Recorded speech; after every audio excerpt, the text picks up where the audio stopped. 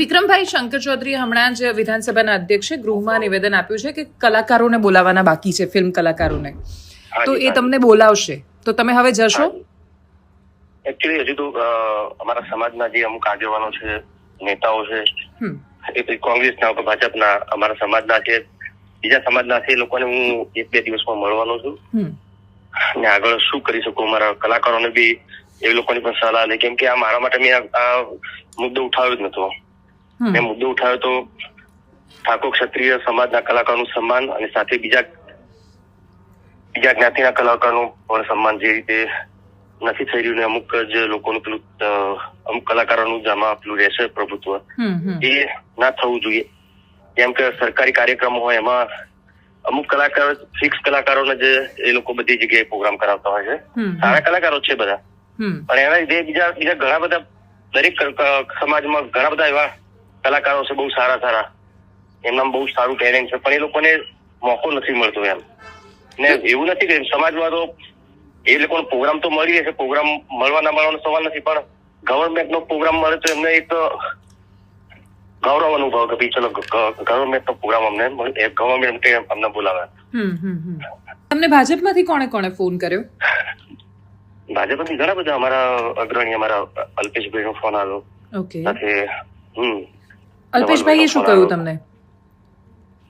પછી આ ચર્ચા થઈ કે તમે આવો, તમારા આપણા સાથે આપણા સમાજના કલાકારો અથવા તો બીજા સમાજના કલાકારોને આપણે એમને બી આપણે એટલું જ માન સન્માન આપીએ એવી ચર્ચા કરી એમણે.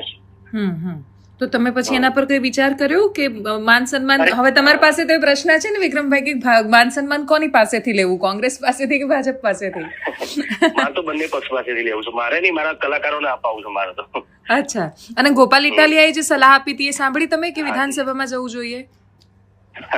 હા, મેં સાંભળ્યું. તો તમારો શું વિચાર છે એના પર? દેગામથી ચૂંટણી લડવાના છો?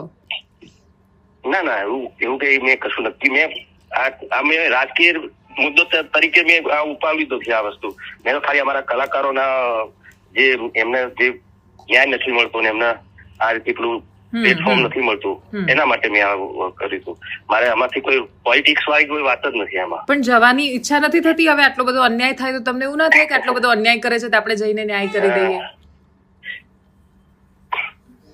તમે તો ઘણી બધી ફિલ્મ પણ એવી કરી છે, ખેડૂત વાળી ને બાકી બધી, મને યાદ છે એના બધા પોસ્ટર ને બધું મેં જોયું છે.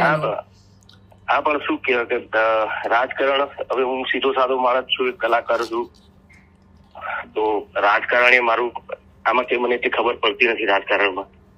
અને તેનાથી જ મારે મેં વર્ષો મેં મીડિયામાં બી કીધેલું છે અને તમને બી ખબર છે કે ભાઈ 2007માં મોદી સાહેબને જયારે મળે તો મુખ્યમંત્રી ત્યારે બી મને ઓફર હતી. ત્યારે બી સાહેબને મેં એમ કીધું કે અત્યારે તો સાહેબ હું નહીં કરી શકું, ત્યારે મારા ફિલ્મ ઇન્ડસ્ટ્રીમાં મારા કામ કરવું છે, ફિલ્મોમાં કામ કરવું છે. ગુજરાતી ફિલ્મોમાં હજુ થોડીક અત્યારે જે ચાલે છે એનાથી વધુ લોકો ગુજરાતી ફિલ્મો જોવે અને આપણા